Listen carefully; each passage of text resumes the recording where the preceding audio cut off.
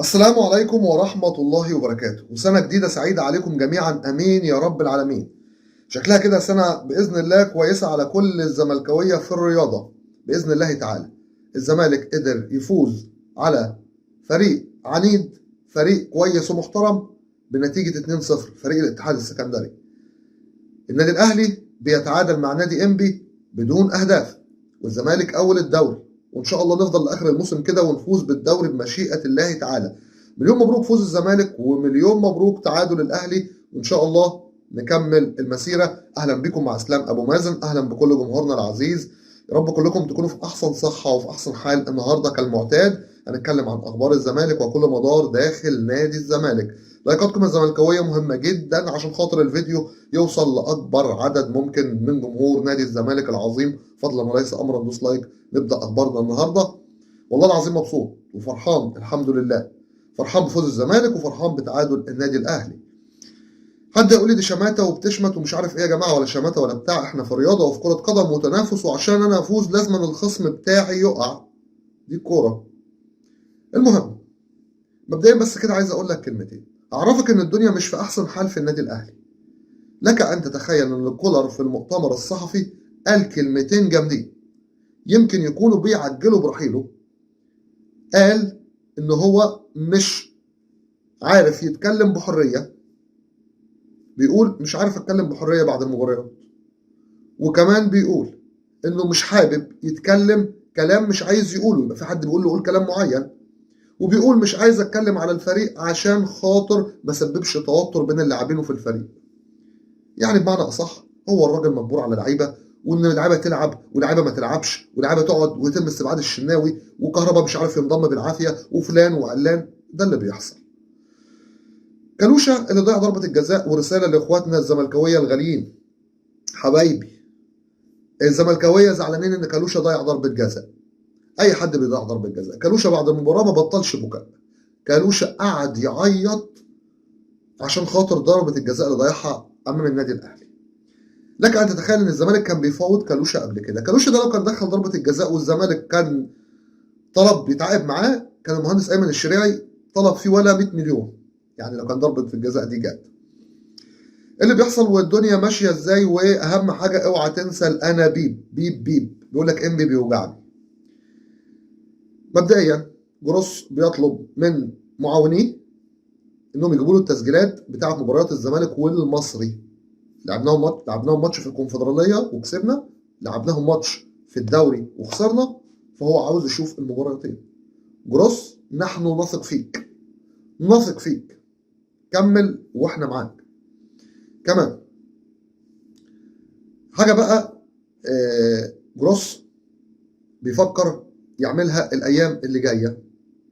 بيفكر انه يدي فرصه، اسمع مني الكلام، لعمر فرج.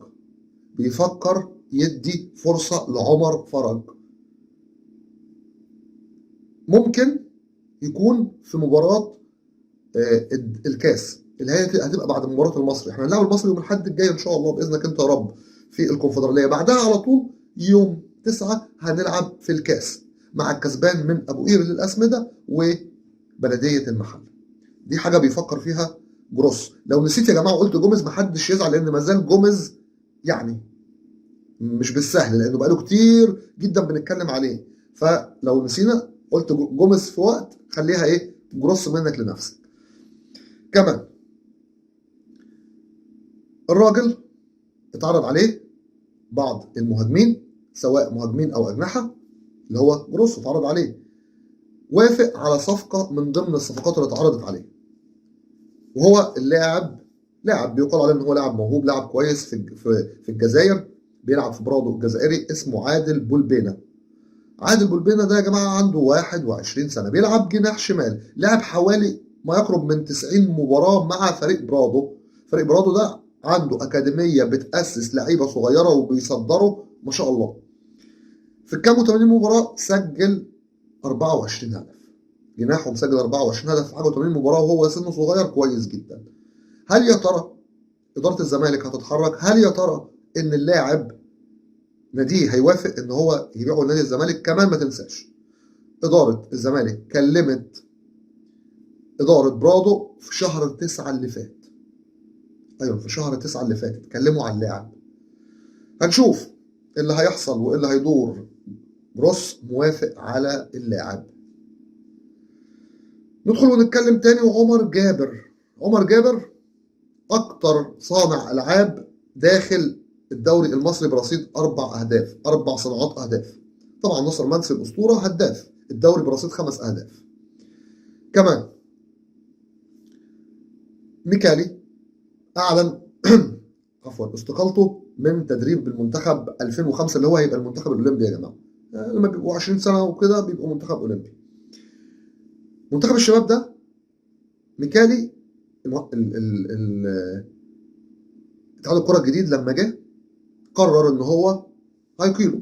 اداره الزمالك تفاوضت مع ميكالي، خلاص بجد تفاوضوا، لكن اتحاد الكره المصري ما رضيش يمشيه مع انه كان هيقيله، بس ما رضيش يمشيه. هسال سؤال هنا، هل اتحاد الكره المصري ما رضيش يمشيه عشان خاطر او يخليه يمشي والزمالك ما كانش لاقي مدرب؟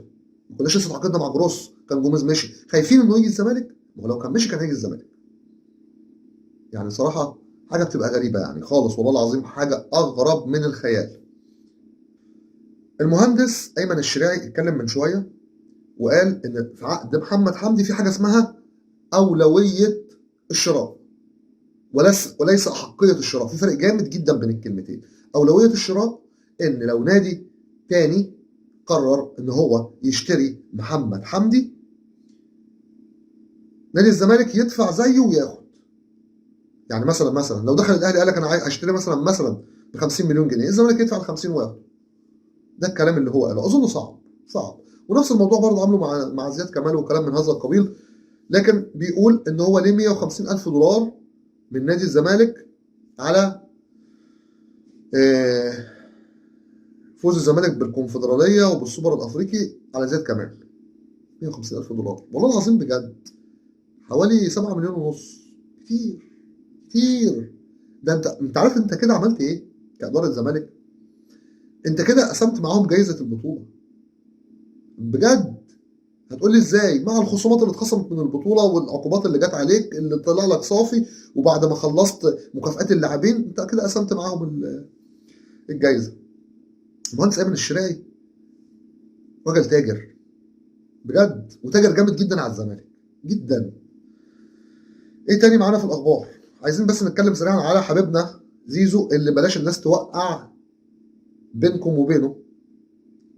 زيزو موافق على التجديد لنادي الزمالك، ما زلنا بنقول مليون مره، واداره الزمالك الى الان هي اللي في ايديها الموضوع. وبالنسبه للارقام بقول لك زيزو ما اتمرضش ولا هيتمرض على الفلوس ولا كلام من اللي بيتقال. هي بس اهواء كده في دماغ ناس بيحبوا يصدروها لجمهور الزمالك عشان جمهور الزمالك يصدق ويقلب على زيزو، بس احنا مش هنقلب عليه. اكبر دليل الفيديو اللي انتم شفتوه امبارح، الراجل بيقول له وحياة بنتك ما تمشيش، قال له مين قالك ان انا همشي؟ اذا كان نادي الزمالك هو الاول دلوقتي في الدوري ان شاء الله وباذن الله يفضل الاول، واذا كنا كسبنا مباراه الاتحاد السكندري، بس اداره نادي الزمالك لازم تعرف وتفتكر ان احنا محتاجين صفقات. اوعوا تناموا ولا تكسلوا، اوعوا مهما كانت الظروف. الزمالك محتاج تدعيمات، مش هنتكلم اكتر من كده. ناس كتير عماله تسال وتقول هل محمود بسيوني، يعني مش مصدقين ان محمود بسيوني حكم مباراه انبي والاهلي حسب ضربه جزاء على الاهلي. عايز اقول لكم حاجه، لسه في ناس عندها ضمير، ولسه في ناس عايزه تاكل بالحلال، ولسه في ناس ما بتحبش تشتغل غلط وتظلم حد. بس محمود بسيوني عمل كده، له منا كل التحيات بجد، بنحييه جدا جدا جدا جدا على المباراه اللي ادارها امام بين انبي والنادي الاهلي. ربنا يسهل. نادي الزمالك لسه اجازه النهارده اللي هو يوم الثلاث، هينزلوا التدريبات يوم الاربع بمشيئه الله تعالى. محمود بنتايج ان شاء الله ممكن يلحق مباراه المصري، ممكن، انا بقول لك ممكن، ما يلحقش مباراه المصري هيبقى جاهز لمباراه الكاس.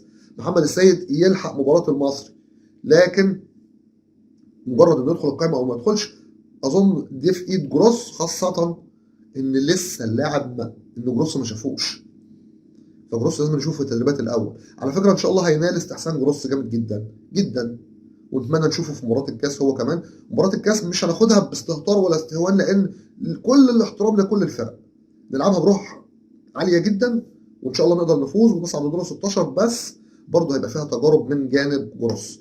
بكده تكون انتهت اخبارنا النهارده. مليون مبروك تصدر نادي الزمالك الدوري، واحلى هديه في السنه الجديده من النادي الاهلي، ونتمنى الهدايا تكتر اكتر من كده.